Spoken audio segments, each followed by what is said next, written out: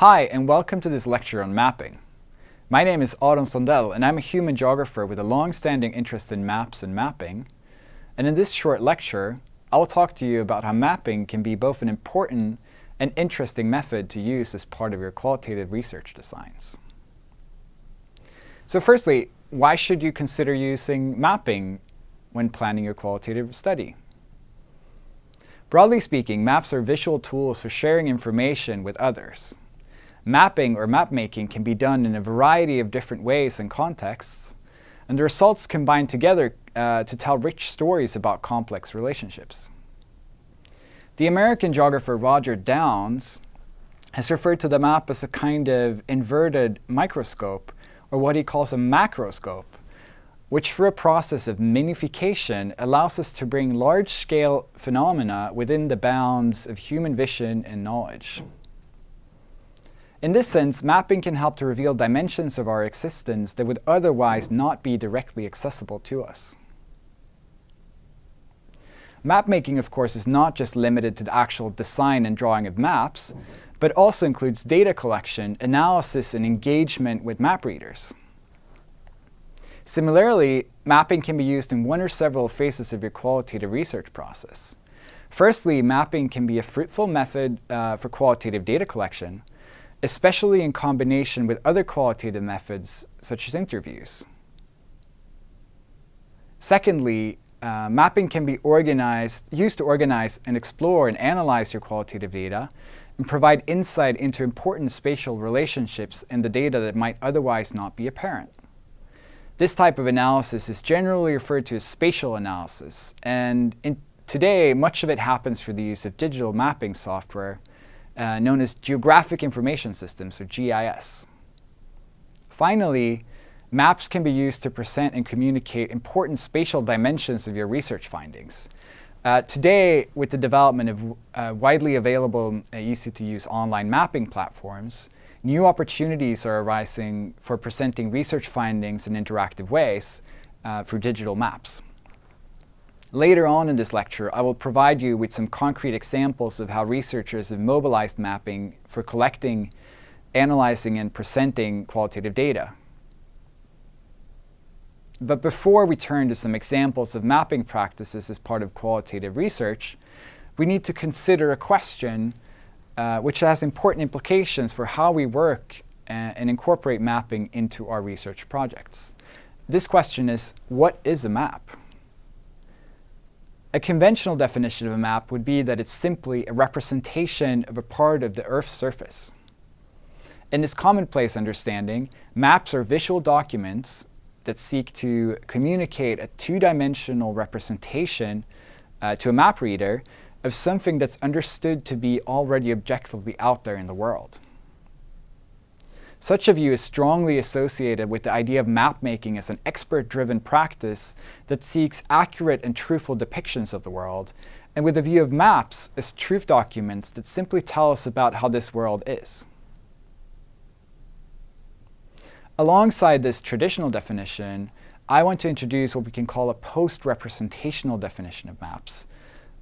Drawing on structuralist and post-structuralist theories, critical and historical researchers in the 1980s and early 1990s began to challenge the representational view of maps as truth documents.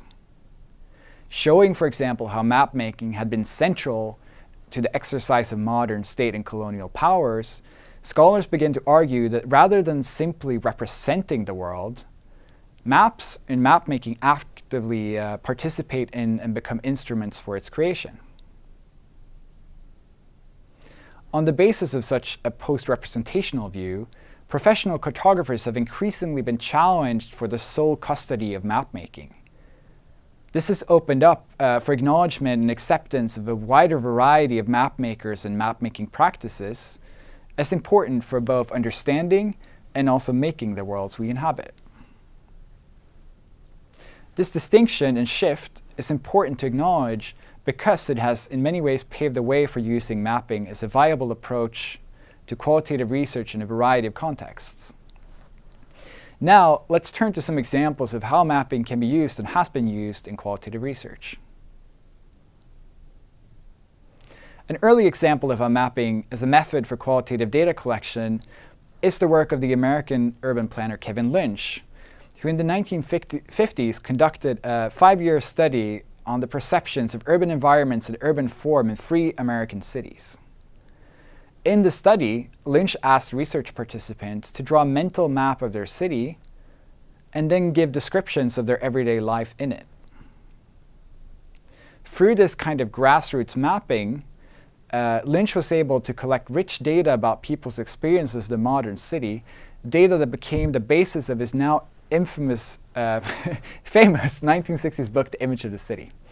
A more recent example of mapping as a method for collecting data can be found in the proliferation of different countermapping initiatives described by Dalton and Stallman.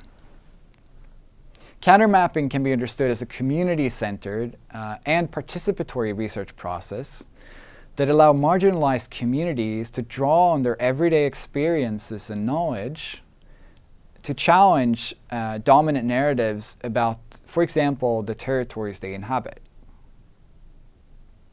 In countermapping, mapmaking is used as a collaborative research tool that facilitates conversations, knowledge sharing, and storytelling about individual as well as collective experiences of space, generating a wealth of qualitative data.